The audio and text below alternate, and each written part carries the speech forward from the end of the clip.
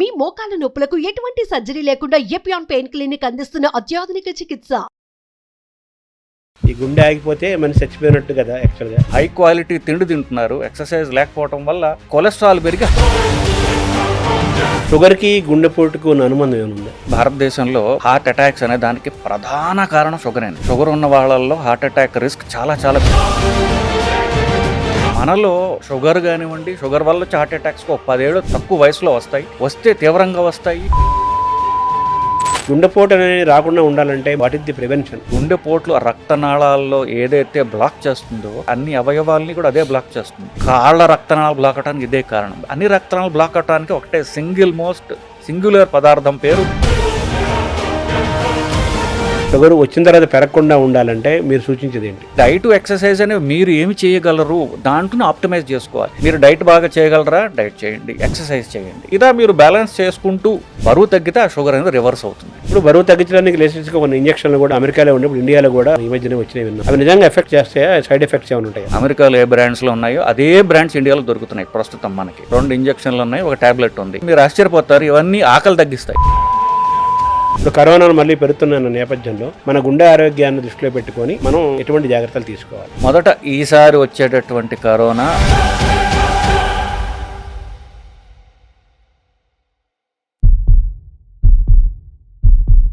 నమస్కారం. మనతో పాటు డాక్టర్ మువ్వా శ్రీనివాస్ గారు ఉన్నారు. వారు ప్రఖ్యాత ప్రముఖ కార్డియాలజిస్టు. అయితే గుండెకు సంబంధించిన ఆరోగ్య జాగ్రత్తలు చెప్పడమే కాకుండా, అవగాహన కల్పించడమే కాకుండా, అనేక వ్యాధుల పట్ల కూడా ప్రజల్లో అవగాహన కలిగిస్తూ నిత్యము ప్రజల్లో ఓ చైతన్యాన్ని తీసుకొచ్చి ఆరోగ్యంగా ఉండటానికి, ఆరోగ్యం అంటే మానసిక ఆరోగ్యము, శారీరక ఆరోగ్యం పెంచడం కోసం వారంతా కృషి చేస్తున్నారు. ఈరోజు మన డాక్టర్ గారిని అడిగి ముందు గుండెకు సంబంధించిన ఆరోగ్యాన్ని గురించి తెలుసుకునే ప్రయత్నం చేద్దాం. నమస్కారం డాక్టర్ గారు. నమస్కారం శర్మ గారు. ఈ గుండె ఆగిపోతే మనిషి చచ్చిపోయినట్టు కదా యాక్చువల్గా అవునండి డెఫినేషన్. గుండె పోటు అనేది చిన్నవాళ్ళకే వస్తుంది, యువకులకు కూడా వస్తుంది. దానికి ఏంటి కారణము? ఈ టెండెన్సీని ఎలా చూడాలి? దీని నుంచి మనం ఎలా ప్రివెన్షన్ ఏమైనా ఉందా? గుండె హార్ట్ అటాక్స్ అనేవి తక్కువ వయసులో రావడం అనేది పూర్తిగా నిజం కాదండి. అది అంటే అంతకుముందు వచ్చేవి, ఇప్పుడు కాస్త ఎక్కువగా తెలుస్తుంది జనాలకి. ఫోన్లోనే వీడియోలు రావడం వల్ల రికార్డ్ ఎక్కువ అవుతుంది. బేసికలీ నిజం చెప్పాలంటే అంతకుముందు కంటే ఇప్పుడు ప్రధానంగా స్మోకింగ్ అనేది చాలా తగ్గిపోయింది. కొంతమంది పైన తరం వాళ్ళు స్మోకింగ్ ఎక్కువ చేసేవాళ్ళు. ఇప్పుడు దానివల్ల గవర్నమెంట్ చెప్పడం వల్ల కానివ్వండి, స్మోకింగ్ చాలా వరకు తగ్గిపోయింది. పెరిగిందల్లా షుగర్ పెరిగింది. ఎందువల్ల? అఫ్కోర్స్ అంటే అంతకుముందు కూడా తక్కువే అనుకొని, ఇప్పుడు ఎక్సర్సైజ్ అనేది పూర్తిగా పోయింది. తిండిలో క్వాలిటీ పెరిగింది. సో హై క్వాలిటీ తిండి తింటున్నారు, ఎక్సర్సైజ్ లేకపోవడం వల్ల కొలెస్ట్రాల్ పెరిగి హార్ట్ అటాక్స్ పెరుగుతున్నాయి.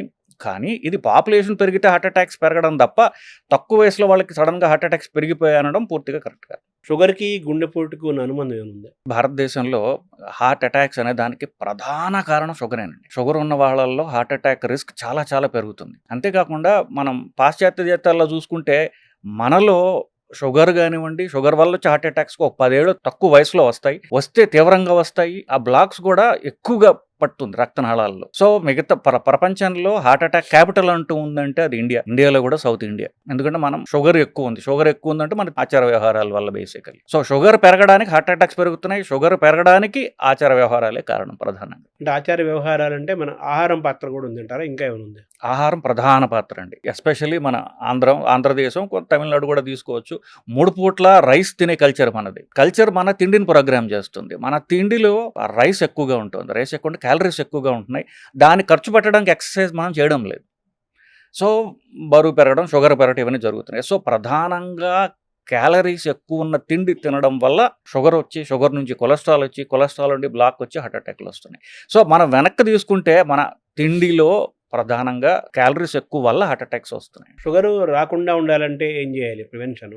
షుగర్ పెరగకుండా ఉండాలంటే ఏం చేయాలి వచ్చిన తర్వాత? షుగర్ ఇప్పుడు మనం దాన్ని వెనక్కి స్టెప్ బై స్టెప్ తీసుకొచ్చాం. చివరికి మన తిండిలో ఎక్కువగా ఉన్న క్యాలరీస్ అని అనుకుంటున్నామండి. సో మన తిండిలో క్యాలరీస్ అనేవి కార్బోహైడ్రేట్స్ అంటారు. వాటిల్లోంచి ప్రధానంగా క్యాలరీస్ వస్తాయి. మనం తినే తిండిలో క్యాలరీస్, కార్బోహైడ్రేట్స్ ఎక్కువ ఉన్న తిండిలు ఏంటంటే రైస్ ఒకటి, 2 చక్కెర అంటే చక్కెర, బెల్లము, స్వీట్స్ అన్ని దానిలోకి వస్తాయి. రైస్, చక్కెర, మూడోది దుంపలు, నాలుగోది పళ్ళు. సో ఈ నాలుగిట్లో ఉండేటటువంటి క్యాలరీస్ ఎక్కువగా తినడం వల్ల 30 తర్వాత శరీరం పెరగడం ఆగిపోతుంది. సో దానికి తిండి అక్కర్లా, కానీ మన తిండి కంటిన్యూ అవుతుంటుంది అట్లాగే అదే మోతాదులో. సో ఎక్కువ క్యాలరీస్ ఏమవుతుంది, ఫ్యాట్ కింద కన్వర్ట్ అయిపోయి అది కొలెస్ట్రాల్ అని పెరుగుతుంటుంది. సో మీరు అడిగిన క్వశ్చన్కి స్పెసిఫిక్గా చెప్పాలి అంటే మనం తినే తిండిలో రైస్ మిగతావి ఎక్కువ తినరు కాబట్టి, పళ్ళు కానీ చాలా మంది రోజు తినకపోవచ్చు, షుగర్ ఏదో కొంచెం తినొచ్చు, దుంపలు అప్పుడు పెద్దవాళ్ళు ఎక్కువ అప్పుడు తక్కువ తింటారు. సో రైస్ ప్రధానంగా తగ్గించుకుంటే తిండిలో క్యాలరీస్ తగ్గుతాయి. తిండిలో క్యాలరీస్ తగ్గితే షుగర్ తగ్గుతుంది. సో మన జెనెటిక్స్, మన డిఎన్ఏ, మన ఆహారపు అలవాట్లు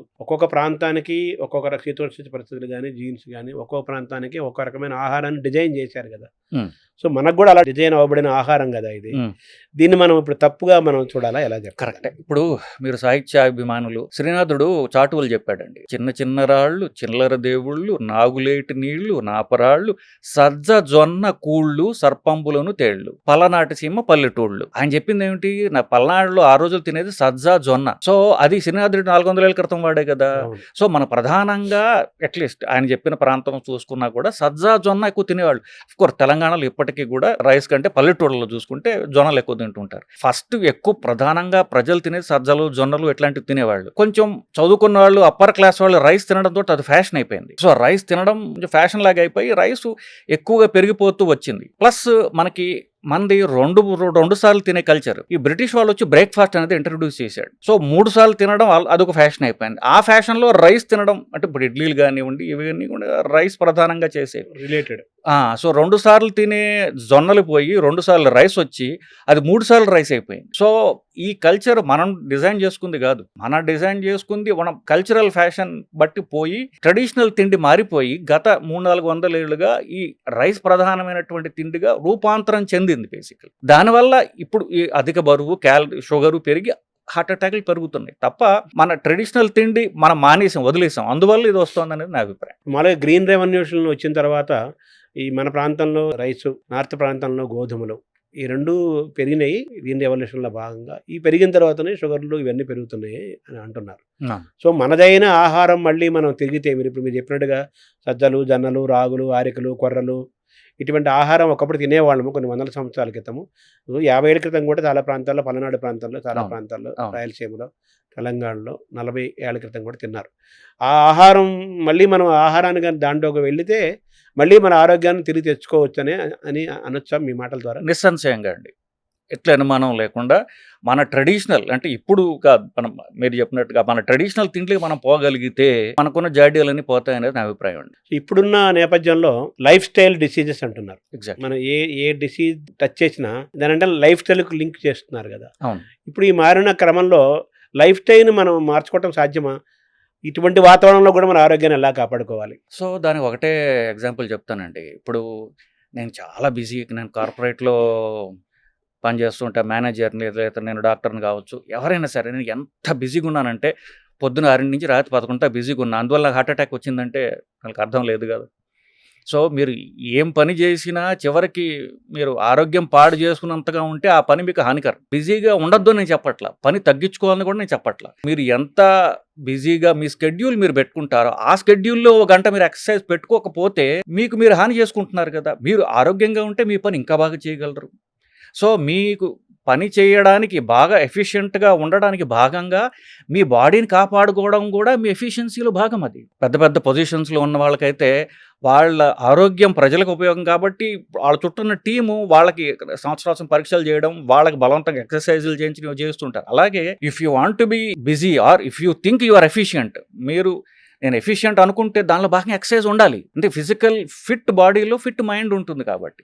సో నేను ఎంత బిజీగా ఉన్నాను, చాలా స్ట్రెస్ఫుల్ లైఫ్ కాబట్టి నేను ఎక్సర్సైజ్ చేయలేకపోతున్నాను అనడం అనేది మీరు ఎఫిషియంట్ కాదు అని చెప్తోంది అది. సో అంటే దెర్ ఈజ్ నో ఎక్స్క్యూజ్. మీరు పొద్దున బిజీగా ఉంటే మధ్యాహ్నం చేయండి, లంచ్ టైంలో చేయండి, లంచ్ టైంలో బిజీగా ఉంటే ఎక్సర్సైజ్ సాయంత్రం చేయండి. ఏదో ఒక టైంలో మీరు ఎక్సర్సైజ్ చేసి తీరాలి, లేదంటే మీరు అనారోగ్యం పాలవుతారని తథ్యం అండి. షుగర్లు రాకుండా ఉండాలంటే శాశ్వతంగా షుగర్ వచ్చిన తర్వాత పెరగకుండా ఉండాలంటే మీరు సూచించేది ఏంటి? సింపుల్ లెక్క అండి. బేసిక్గా మనం తినే తిండిలో క్యాలరీస్ ఎక్కువ ఉంటున్నాయి. ఆ క్యాలరీస్ ఖర్చు పెట్టలేకపోతున్నాం మనం.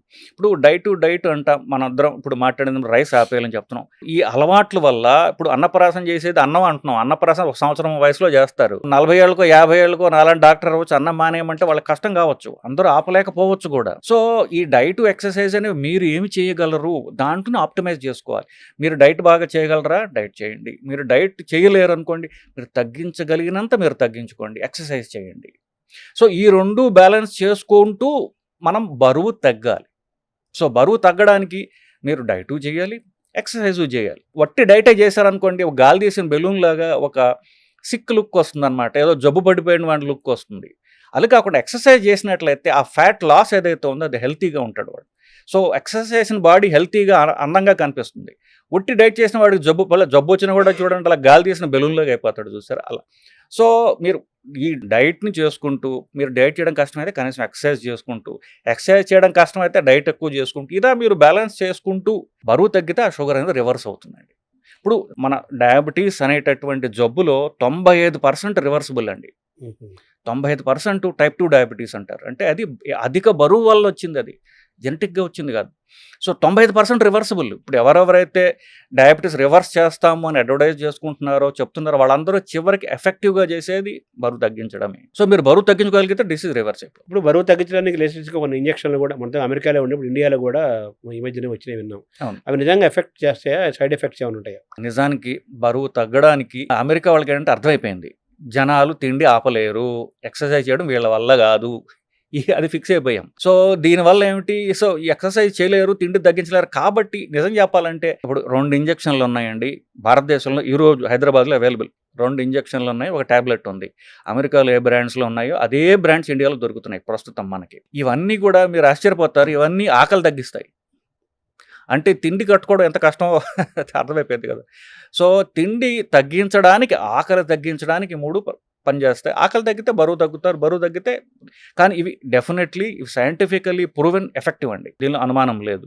నేనే చాలా మంది కూడా రాస్తూ ఉంటాను. రైబెల్సస్ అనేటటువంటి ట్యాబ్లెట్ ఉన్నది, అలాంటిది విగోవిన్ ఇంజెక్షన్, ఇదే ఇంజెక్షన్ రూపంలో వస్తుంది, అది రాబోతోంది త్వరలో. మోంజారో అనేటటువంటి లేటెస్ట్ ఇంజెక్షన్, అది ప్రస్తుతానికి అవైలబుల్. ఇవి బరువు తగ్గిస్తానిలో effective, no doubt about it. నెలకి 1.5 కిలో నుండి 2 కిలోల దాకా బరువు తగ్గిస్తాయి ఇవి. సో ఇది ఎఫెక్టివ్ హెల్తీ వెయిట్ లాస్. ఇది మీరు సడన్గా 2 నెలల్లో ఏదో పెళ్ళి ఉంది, నేను సడన్గా బరువు తగ్గిపోవాలంటే అన్హెల్తీ వెయిట్ లాస్. సో నెలకి 2 కిలోలు తగ్గడం హెల్తీ వెయిట్ లాస్ అది క్రియేట్ చేస్తుంది. సో ఎవ్రీ మంత్ మీరు 2 కిలోలు తగ్గుతూ పోతుంటే మీరు 6 నెలలకో 7 నెలలకో సంవత్సరానికో మీరు ఎఫెక్టివ్గా హెల్తీగా మీరు ఎంత బరువు ఉండాలో అంత బరువు తీసుకొస్తాయి. అంటే మీరు చెప్పిన ఈ ట్యాబ్లెట్, ఈ ఇంజక్షన్ల ద్వారా మనకి ఆకలి తగ్గి తీసుకునే ఆహారం ఇంటేక్ తగ్గుతుంది, తద్వారా బరువు తగ్గుతారు అంటున్నారు. యావరేజ్ నెలకి 1.5-2 కేజీలు తగ్గుతారు. ఒక 6 నెలల పీరియడ్ సుమారుగా 5 to 10 కేజీస్ తగ్గుతారు. ఇది ఒక ఆరోగ్యమైన విధానంలో హెల్తీగా తగ్గటం అని అంటున్నారు.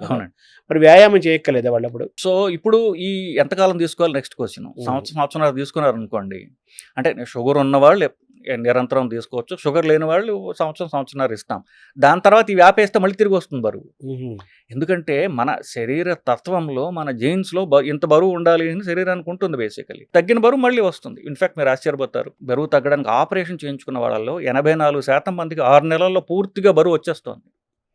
ఎందువల్ల ఇవి బండికి సర్వీస్ చేస్తాయి. మీరు లాంగ్ టర్మ్ బరువు తగ్గడం మళ్ళీ డైట్ అండ్ ఎక్సర్సైజ్ మీద ఆధారపడి ఉంటుంది.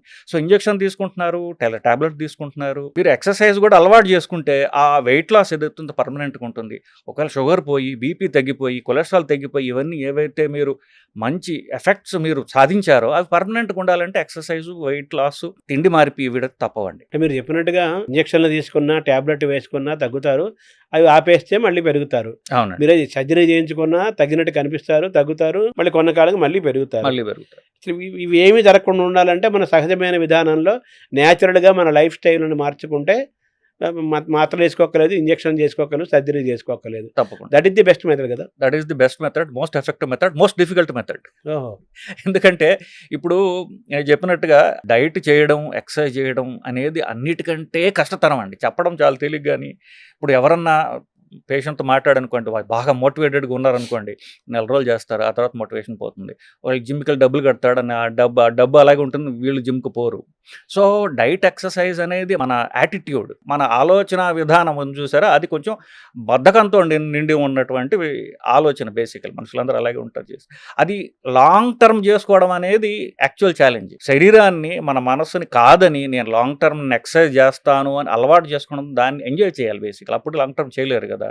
ఇప్పుడు డైట్ మార్పిడి చేసాము, అది ఎంజాయ్ చేయలేకపోతే వాళ్ళు లాంగ్ టర్మ్ డైట్ చేయలేరు. ఇన్ఫ్యాక్ట్ 80% డైట్స్ అన్నీ ఫెయిల్ అవుతాయి. ఎవరెవరు డైట్ గురువులు ఉన్నారో అన్ని ఫెయిల్యూర్ డైట్లే. ఎందువల్ల? మనిషికి ఇష్టమైనది పర్మనెంట్గా తింటాడు, నువ్వు అన్నం మానేసి అంటాడు, వాడికి అన్నం ఇష్టం, వాడు 2 నెలల కంటే మానలేడు. రకరకాల డైట్లు కూడా it has to be tailored to the person.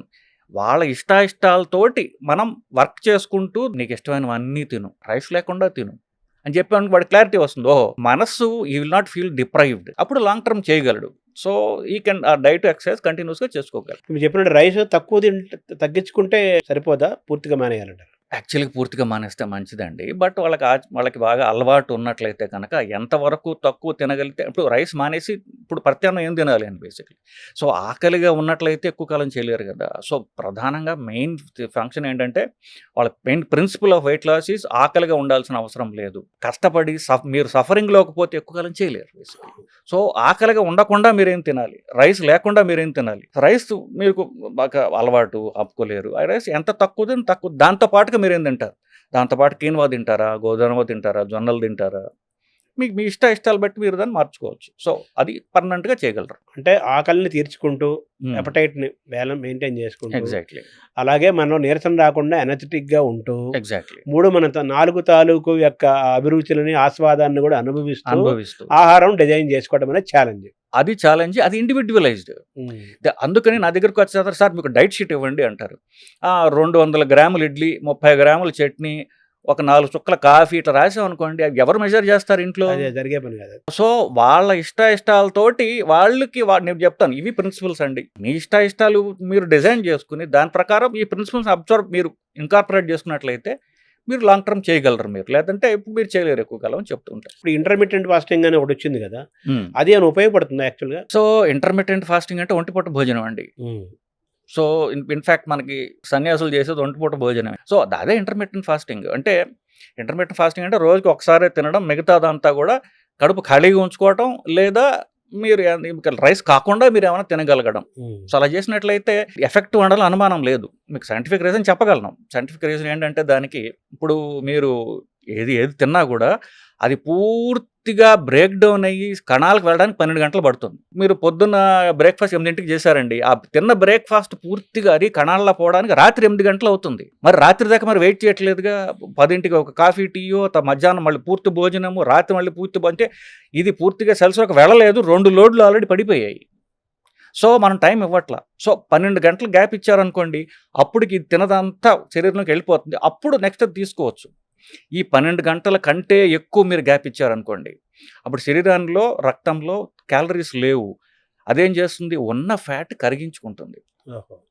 అప్పుడు బరువు తగ్గుతారు మీరు. సో ఇది సైంటిఫిక్ ప్రిన్సిపల్ బేసిక్లీ ఇంటర్మీడియట్ ఫాస్టింగ్కి. సో 12 గంటలు మీరు పొట్ట ఖాళీగా ఉంచగలిగితే, రాత్రి 8ంటికి తిన్నారు మీరు, 12 గంటలు పొద్దున్న 8 దాకా ఏం తినరు, బ్రేక్ఫాస్ట్ డ్రాప్ చేశారనుకోండి, అప్పుడు మీ ఫ్యాట్ కరగడం స్టార్ట్ అవుతుంది. సో బ్రేక్ఫాస్ట్ ఆపేయడమే ఇంటర్మిటెంట్ ఫాస్టింగ్. అయితే ఇప్పుడు ఆహారం తీసుకోకపోతే గ్యాస్ ఫామ్ అవుతుంది అంటారు కొంతమంది, దాన్ని ఎలా చూడాలి? సో ఇప్పుడు నేను బ్రేక్ఫాస్ట్ ఆపేసేయండి, ఇది ఇంటర్మీడియట్ ఫాస్టింగ్. ఇంటర్మీడియట్ ఫాస్టింగ్ అనేది సైంటిఫిక్ టర్మ్, చాలా మందికి మాట. సో బ్రేక్ఫాస్ట్ ఆపేయడం ప్రాక్టికలీ. ఇప్పుడు ఇది ఒక చిన్నప్పటి నుంచి ఒక 40-50 ఏళ్ళు ఎంత వాళ్ళ వయసు బట్టి అది అలవాటైనటువంటిది. పొట్టకి పొద్దున్న 8ంటికి లోడ్ పట్టడం అనేది దానికి అలవాటు అయిపోయింది. సో అది వేయలేదు అనుకోండి, అది గోల పెడుతుంది. అవసరం కొద్ది కాదు, అలవాటు బట్టి. సో అలవాట్లు మనకు హానికరం అయినప్పుడు అలవాట్లు మార్చుకోవాలి కదా. సో అది కొంతకాలం, 1 నెలలో 2 నెలల్లో మీ అలవాట్లు బట్టి అది కొంచెం మొరాయిస్తుంది, కానీ దానికి మంచిది కాబట్టి మనం చేసి తీరాలి. సో గ్యాస్ పట్టడం, ఉబ్బరంగా ఉండడం, ఇట్లాంటివన్నీ కూడా మెల్లగా సర్దుకుంటాయి. బేసిక్గా మన శరీరానికి మనం ఏది అలవాటు చేస్తే మెల్లగా దానికి అలవాటయ్యే ఒక సులక్షణం ఉంది. సరే, చెడు చెప్పారు మీరు, మంచి కూడా ఉంది కదా. మన శరీరానికి మనం ఏది అలవాటు చేస్తే అది ఆటోమేటిక్గా అలవాటు అయిపోతుంది. అది కాబట్టి ఆ ప్రాక్టీస్లో మనం నార్మల్సీకి వచ్చేస్తాం విత్ నో టైం. అవును. That's positive sign. సో ఇప్పుడు షుగర్ రాకుండా ఉండాలంటే మీరు సూచించే ఆహారం ఏమైనా ఉందా? సో షుగరు రాకుండా ఉండాలంటే మీ బరువు చూసుకుంటూ ఉండండి. మీ బరువు అనేది మీ హైట్ బట్టి ఉంటుందండి. 30 వయసు దాకా జనరలీ కొంతవరకు ఏదో ఒక రూపంలో కాస్త శరీరం గ్రోత్ అంటూ జరుగుతూ ఉంటుంది. దాని తర్వాత గ్రోత్ పూర్తిగా ఆగిపోతుంది. అక్కడి నుంచి బరువు పెరగడం మొదలెడతారు. సో మీ హైట్ మీరు మెజర్ చేసుకొని దాన్ని సెంటీమీటర్స్లోకి మార్చుకొని, ఫర్ ఎగ్జాంపుల్ 5 ఫీట్ ఎవరన్నా హైట్ ఉన్నారనుకోండి, వాళ్ళు 150 సెంటీమీటర్లకి వస్తుంది. సో 150లో 100 తీసేయండి, 50 మిగిలింది. సో 5 ఫీట్ ఉన్నవాళ్ళు 50 కిలోలు ఉండాలి ఐడియల్గా. సో మీ హైట్, ఇది సింపుల్ లెక్క, కాంప్లెక్స్ లెక్కలు ఉన్నాయి, సింపుల్గా జనాలు చెప్పడం అర్థం అవడానికి. మీ హైట్ బట్టి మీ వెయిట్ ఉంటుంది. మీ హైట్ని సెంటీమీటర్స్లో చూసుకుని దానిలో 100 తీసేస్తే మిగిలేది మీ ఐడియల్ వెయిట్. ఆ వెయిట్కి దరిదాపుగా అటు ఇటు మీరు మెయింటైన్ చేసుకుంటున్నా కూడా మీరు బరువు పెరగరు. అది మెయింటైన్ చేయగలిగితే షుగర్ రాదు. ఇప్పుడు అది ఏజ్ని బట్టి కూడా మారదా ఆ వెయిట్? అన్ని ఏజ్లకి 100 తగ్గించడమేనా? సో ఏజ్ ఇప్పుడు 30 ఏళ్ల వాడికి రూపంలో 60 ఏళ్ల వాడికి రూపంలో తేడా ఏంటంటే 30 ఏళ్ళ వాడు సన్నగా ఉంటాడు, 60 ఏళ్ళ వాడు లావుగా ఉంటాడు. ఎందువల్లంటే 30 ఏళ్ల తర్వాత మెటబాలిజం స్టార్ట్స్ ఫెయిలింగ్. మెటబాలిజం తగ్గిపోతూ ఉంటుంది. సంవత్సరానికి 1% వాళ్ళ లంగ్ కెపాసిటీ, వాళ్ళ మజిల్ కెపాసిటీ తగ్గిపోతూ ఉంటుంది. అది న్యాచురల్. ఇంకా అంటే నేచర్కి మనతో అవసరం లేదు. అంటే 60 ఏళ్ళకి మీరు చెప్పిన 30% తగ్గిపోతుందా? 30% తగ్గిపోతుంది. అంటే సంవత్సరం పర్సెంట్ అంటే 1% తగ్గిపోతూ పోతుంది. వాడు 90 ఏళ్ళు జీవిస్తే 60% తగ్గిపోతుంది. అందుకనే ఎల్డర్లీ వాళ్ళకు వీక్గా ఎందుకుంటారు? ఇప్పుడు 30 ఏళ్ల వాడి కంటే 60 ఏళ్ల వాడు బలం తక్కువ ఎందుకుంటాడు, లావు ఎందుకు ఎక్కువగా ఉంటాడు? అన్నిటికీ ఒకటే ఆన్సరు, మీ మెటబాలిజం ఫెయిల్ అవుతోంది. ఫెయిల్ అవ్వకుండా చూసుకోవడానికి వ్యాయామం ఒకటే మార్గము. ఫెయిల్ అవ్వాలని లేదు. ఫెయిల్ న్యాచురల్గా అవ్వచ్చు. మీరు మజిల్ కండ బలం మజిల్ స్ట్రెంగ్త్ మీరు మెయింటైన్ చేసుకుంటే మీ మెటబాలిజం అనేది 30 ఏళ్లకు ఉన్న మెటబాలిజం 60 ఏళ్ళకి మీరు మెయింటైన్ చేయగలరు. అదే 90 ఏళ్ళు కూడా మెయింటైన్ చేయగలరు, if provided you maintain muscle strength. Muscle strength పెంచుకోవాలంటే ఎక్సర్సైజ్ ఒకటే భాగమా? ఎక్సర్సైజ్ మాత్రమే పనికొస్తుంది. మనిషి యొక్క బరువు ద్వారా కొలెస్ట్రాల్, షుగర్ ఇవన్నీ లింక్ గుండెపోట్లు చెప్పారు కదా. సన్నగా ఉంటారు, మామూలు ఐడియల్ వెయిట్ అనిపిస్తారు, చాలా లీన్గా ఉంటారు, మామూలుగా ఉంటారు. షుగర్ పేషెంట్లు, హార్ట్ పేషెంట్లు అలాంటి వాళ్ళు కూడా చాలా ఎక్కువ మంది ఉన్నారు కదా, దాన్ని ఎలా చూడాలి? మన భారతదేశంలో ఒక రకమైనటువంటి స్పెషల్ పాపులేషన్ ఉన్నారండి. వాళ్ళని ఏమంటే లీన్ డయాబెటిక్స్ అంటారు. ఇప్పుడు నేను ఇందాక చెప్పాను, షుగర్ వ్యాధిగ్రస్తుల్లో 95% మంది టైప్ 2 డయాబెటీస్ వాళ్ళు బరువు పెరగడం వల్ల వచ్చారు అని చెప్పేసి. ఇంకొక 5% ఉన్నారు చూసారా, వాళ్ళలో కొంత శాతం 2% ఎవరంటే లీన్ డయాబెటిక్స్ అంటారు. ఇది భారతదేశంలో ఎక్కువ, ఎస్పెషల్ సౌత్ ఇండియాలో ఎక్కువ. అంటే సన్నగా ఉంటాడు వాడు, కానీ అవయవాల చుట్టూ ఫ్యాట్ ఎక్కువ ఉంటుంది, విజరల్ ఫ్యాట్. అంటే వాడు సన్నగా ఉంటాడు, పొట్ట మాత్రం ఎంత ఉంటుంది. అంటే ఏంటి, అవయవాల చుట్టూ ఫ్యాట్ ఎక్కువ ఉంది, దానివల్ల షుగర్ వస్తుంది వాళ్ళకి. సో వీళ్ళకి కూడా ఫ్యాట్ తగ్గడానికి చేసే ఎక్సర్సైజెస్ ఏవైతే ఉన్నాయో అవి చేసుకున్నట్లయితే పొట్ట చుట్టూ ఉండే ఫ్యాట్ కూడా పోతుంది. వాళ్ళు అంటే పొట్ట చుట్టూ ఉండే అవయవాల చుట్టూ ఉండే ఫ్యాట్, బొజ్జ, అది పోతుంది. పోతే షుగర్ రివర్స్ అవుతుంది. కడుపు చుట్టూ ఫ్యాట్ ఉండి పొట్ట ఎక్కువ ఉంటే సన్నగా, మిగతా ఆకృతి సన్నగా ఉంటుంది, పొట్ట దగ్గర ఎక్కువగా ఉంటుంది కాబట్టి అంటున్నారు. ఈ ఏం లేకుండా వాడు మామూలు చాలా మంది సన్నగా ఉండేవాళ్ళు, మామూలుగా ఉండేవాళ్ళు కూడా చాలా మంది ఉన్నారు షుగర్ పేషెంట్స్. వీళ్ళందరినీ లీన్ డయాబెటిక్స్ అంటామండి. వీళ్ళలో లీన్గా ఉండి పొట్ట కూడా లేకుండా డయాబెటీస్ ఉందంటే అది స్ట్రాంగ్ జీన్స్ వల్ల ఉంటే అవకాశం ఉన్నది. ఇప్పుడు దీంట్లో 90% కామన్ కాబట్టి 90% గురించి మాట్లాడుతున్నాం. ఇంకొక 5% ఏంటంటే మనకి జీన్స్ స్ట్రాంగ్గా ఉంటాయి. ఇప్పుడు 60 ఏళ్ళకి తాతగారికి షుగర్ వచ్చింది, కొడుక్కి 40 ఏళ్ళకి షుగర్ వస్తుంది, మనవడికి 30 ఏళ్ళకే వస్తుంది. తండ్రికి షుగర్ ఉన్నట్లయితే తర్వాత తరం కొడుకులకి, ఎస్పెషల్లీ కొడుకులు అంటే తండ్రికి షుగర్ ఉన్నట్లయితే తర్వాత సంతానానికి 5 రెట్లు షుగర్ వచ్చే రిస్క్ ఎక్కువ ఉంటుంది. సో మీరు చెప్పింది చాలా సబ్ కేటగిరీ, వాళ్ళకి స్ట్రాంగ్ జెనెటిక్ టెండెన్సీ ఉన్నప్పుడు ఇలా వస్తుంది. కొలెస్ట్రాల్ పాత్ర కూడా అంతేనా? షుగర్ ఉంటే షుగర్ నుంచి కొలెస్ట్రాల్ వస్తూ ఉంటుంది. కానీ కొలెస్ట్రాల్ ఇండిపెండెంట్గా రావచ్చు, ఒట్టి కొలెస్ట్రాల్ రావచ్చు. కానీ షుగర్ వల్ల కామన్గా షుగర్ వల్ల కొలెస్ట్రాల్ పెరుగుతూ ఉంటుంది. గుండెపోట్లు అనేది మనం ప్రారంభంలో అనుకున్నాం. గుండెపోటు అనేది రాకుండా ఉండాలంటే మనం ఎటువంటి ఆహారం తీసుకోవాలి? ఇప్పుడు వాట్ ఇస్ ది ప్రివెన్షన్? గుండెపోటు ఎందుకు అంటున్నామంటే గుండెపోటు వల్ల ప్రాణాలు పోతాయని. బట్ అది గుండెపోట్లు రక్తనాళాల్లో ఏదైతే బ్లాక్ చేస్తుందో శరీరంలో అన్ని రక్తనాళాలని, అన్ని అవయవాల్ని కూడా అదే బ్లాక్ చేస్తుంది. ఫర్ ఎగ్జాంపుల్ గుండెపోటుకి ఏదైతే కారణమో పక్షవాతానికి అదే కారణం, అలాగే కాళ్ళ రక్తనాళాలు బ్లాక్ అవడానికి ఇదే కారణం. అన్ని రక్తనాళాలు బ్లాక్ అవడానికి ఒకటే సింగులర్ పదార్థం పేరు LDL. మన రిపీట్ ప్రొఫైల్లో అది కనిపిస్తూ ఉంటుంది. ఇది LDL అనే పదార్థం కొలెస్ట్రాల్ అన్నదానికి ఇది ప్రధాన కారణం. దీనివల్ల బ్లాక్ అవుతాయని లిపిడ్ హైపోథసిస్ అని 1978లో కనిపెట్టారండి. ఇది ఒక స్టడీ చేసి కనిపెట్టారు బేసికలీ. సో LDL అనే పదార్థాన్ని పరీక్ష చేసుకుంటూ, ఇన్ఫ్యాక్ట్ అమెరికన్ హార్ట్ అసోసియేషన్ వాళ్ళు ఏమంటారంటే 18 ఏళ్ళు వయసు దాటిన వాళ్ళు ప్రతి సంవత్సరం ఫుల్ పాపులేషన్ ప్రతి సంవత్సరం కొలెస్ట్రాల్ పరీక్ష చేసుకోండి, ఎల్డిఎల్ మానిటర్ చేసుకోండి. అంటే దాని బ్యాడ్ కొలెస్ట్రాల్ అంటున్నారు. అది బ్యాడ్ కొలెస్ట్రాల్ అంటున్నాం. అది మీరు ఒక గంట కనిపెడుతూ దాన్ని మీరు 120 కంటే తక్కువ మెయింటైన్ చేసుకుంటూ మీరు ఎక్సర్సైజ్ చేయండి, డైట్ చేయండి, మీరు ఏం కావాలంటే అది చేసుకోండి. అది చేసుకుని 120 కంటే దాటకుండా చూసుకుంటే మీకు హార్ట్ అటాక్ మీకు రాదు. సో బ్యాడ్ కొలెస్ట్రాల్ రాకుండా తగ్గించుకుంటూ పెరగకుండా చూసుకోవటం ముఖ్యమన్నారు. గుడ్ కొలెస్ట్రాల్ పెంచుకోవడం కూడా ఇంపార్టెంట్ కదా. గుడ్ కొలెస్ట్రాల్ పెరిగితే బ్యాడ్ కొలెస్ట్రాల్ అది చాలా వరకు బ్యాలెన్స్ చేస్తుందండి. ఆ గుడ్ కొలెస్ట్రాల్ పెరగటం ఎలా అనేది ప్రధాన అంశం. ఇప్పుడు గుడ్ కొలెస్ట్రాల్ పెరగడానికి ఎక్సర్సైజ్ చాలా ఉపయోగపడుతుంది. అంటే ఎస్పెషల్లీ లాంగ్ డిస్టెన్స్, అంటే ఎక్కువ దూరం నడవడం, ఎక్కువ దూరం సైకిల్ తొక్కడం, ఎండ్యూరెన్స్ స్పోర్ట్స్, వీటి వల్ల ఎల్డిఎల్ పెరుగుతుంది. కొన్ని రకాలైన ఫుడ్స్ తినడం ద్వారా గుడ్ కొలెస్ట్రాల్ పెరుగుతుంది. ఫుడ్స్ అంటే fish related, fish oil related. For example ఎక్కడెక్కడైతే చేప ఎక్కువ తింటున్నారో, ఫర్ ఎగ్జాంపుల్ జపాన్లో ఒకినావా అనేటువంటి ఒక ద్వీపం ఉంది, ఐలాండ్ ఉంది. దాంట్లో 90% మంది 90 ఏళ్ళు దాటిన వాళ్ళే. సో వాళ్ళలో స్టడీ చేశారు ఒకటి, ఎందుకు ఇక్కడ ఎక్కువ కాలం బతుకుతున్నారు అని. వాళ్ళు ఏం చేసి వాళ్ళ పరీక్ష చేయగా ఏం తెలిసింది, వాళ్ళు ఎక్కువ ఫిష్ తింటున్నారు అని చెప్పేసి. ఫిష్ ఆయిల్లోంచి గుడ్ కొలెస్ట్రాల్ పెరిగే సబ్స్టెన్స్ వస్తాయి. కొన్ని స్టడీస్ చేశారు, అన్ప్రూవన్ చాలా చిన్న స్టడీస్ ఏంటంటే వెల్లుల్లిలో కూడా ఎల్డిఎల్, హెచ్డిఎల్ అనేటువంటి గుడ్ కొలెస్ట్రాల్ పెరిగే గుణం ఉన్నది అని చెప్పేసి. సోలోమన్ ఏదో ఒక చేప అంటారు. సోలమన్ చేప. సో ఈ చేపలు అవి ప్రధానంగా తినొచ్చు. ఇప్పుడు వెజిటేరియన్స్ అంటే మేము చేపలలో తింటాం అనుకునే వాళ్ళకి ఫిష్ ఆయిల్ క్యాప్స్యూల్స్ అని దొరుకుతున్నాయి, అవి వాడచ్చు. ఫిష్ ఆయిల్ క్యాప్స్యూల్లో కూడా మాకు అభ్యంతరం ఉన్నది. దాంట్లోంచి తీసినటువంటి ఒమేగా 3 ఫ్యాటీ యాసిడ్ అనేటటువంటి ఫైనల్ పదార్థం ఉన్న క్యాప్సూల్ దొరుకుతాయి. అది మీరు రోజుకి ఒకటి వేసుకుంటే మీకు గుడ్ కొలెస్ట్రాల్ పెరుగుతుంది. సప్లిమెంట్ ఉంది మన దగ్గర, సప్లిమెంట్స్ ఉన్నాయి.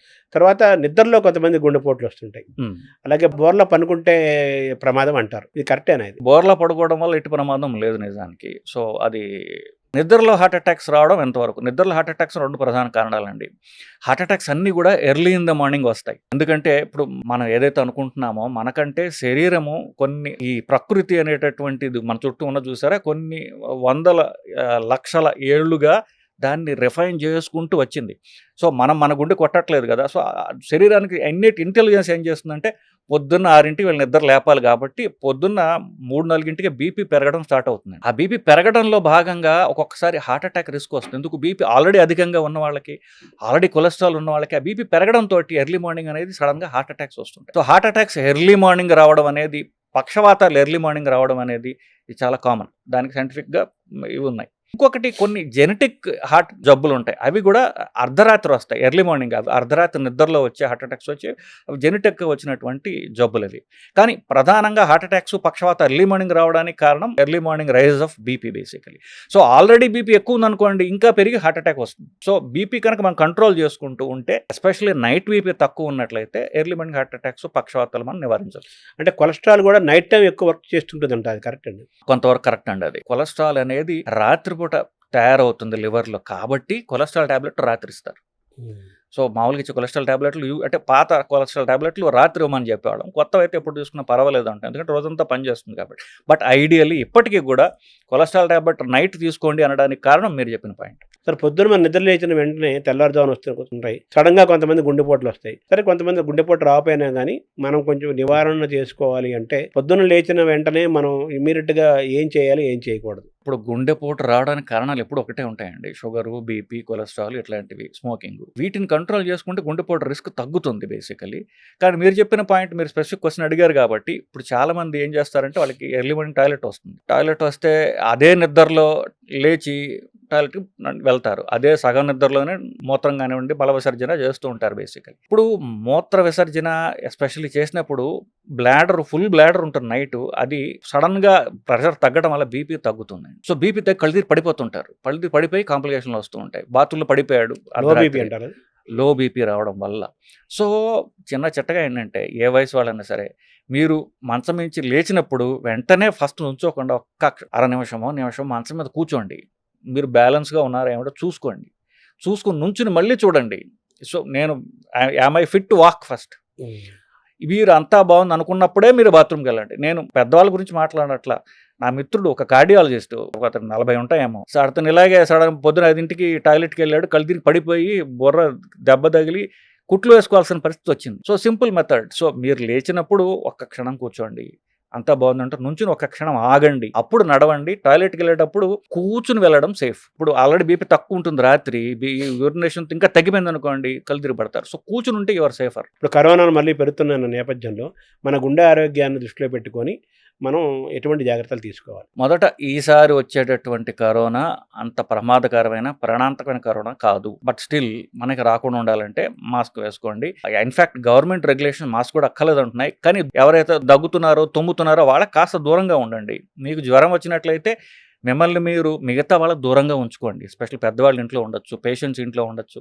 ఆ 2 రోజులు కాస్త మాస్క్ అయినా వేసుకోండి. ఈ మాత్రం చేస్తే మీకు కరోనా రాకుండా మీరు కాపాడుకోగలరు. ఫస్ట్ డేంజరస్ వైరస్ కాదు కాబట్టి మనకి రాకుండా చూసుకోవడానికి, మన నుంచి ఇంకొకరికి పోకుండా ఉండడానికి మాస్క్ ఒకటే సరండి. ఇప్పుడు షుగర్ పేషెంట్లు, బీపీ పేషెంట్లు ఇలాంటి వాళ్ళు ఇంకొంచెం కేర్ఫుల్గా ఉండాలి కదా. షుగర్ బీపీ వల్ల మిగతా ప్రాబ్లమ్స్, గుండె, కిడ్నీ, బ్రెయిన్ ఇట్లాంటి ప్రాబ్లమ్స్ వచ్చిన వాళ్ళు మాత్రం, ఎందుకంటే వాళ్ళు జాగ్రత్తగా ఉండాలి. షుగర్ ఇట్ సెల్ఫ్ మీరు చెప్పినట్టుగా కొంతవరకు మన రోగ నిరోధక శక్తిని తగ్గిస్తుంది, ఎస్పెషల్లీ అన్కంట్రోల్డ్ షుగర్. సో వీళ్ళు తుమ్ములు దగ్గులు వాళ్ళకి దూరంగా ఉండండి. సో ఎస్పెషల్లీ మీరు క్లోజ్డ్ స్పేసెస్, ఒక లిఫ్టో, ఒక కారో, ఒక బస్సో, ట్రైనో ఉన్నప్పుడు అంతా అది ఒక ఏసీ పెట్టిలాగా ఉంటుంది. అది ఆ పెట్టిలో తుమ్ములు దగ్గులు నడుస్తూ ఉంటాయి. మన వాళ్ళకి మనం నోటికి అడ్డం పెట్టుకోవాలన్న అంగిత జ్ఞానం ఉండదు, అందరూ మొహల మీద దగ్గుతుంటారు. వాళ్ళని ఆపలేము, మనకి మనం ప్రొటెక్ట్ చేసుకోవాలి. సో ఈ రోగ నిరోధక తక్కువ ఎవరైతే ఉంది అనుకుంటున్నారో, రిస్క్ ఫ్యాక్టర్స్ ఉన్న వాళ్ళు మీరు మాస్క్ వేసుకోవడం ద్వారా మిమ్మల్ని మీరు కాపాడుకోగలరు. థ్యాంక్ యూ డాక్టర్ గారు. చాలా క్లుప్తంగా, చాలా సరళంగా అందరికి అర్థమయ్యేటట్టు చాలా విషయాలు చెప్పారు. ఇంకొక సందర్భంలో వేరే టాపిక్స్ మాట్లాడదాం. చాలా థ్యాంక్ యూ డాక్టర్ గారు. నమస్కారం.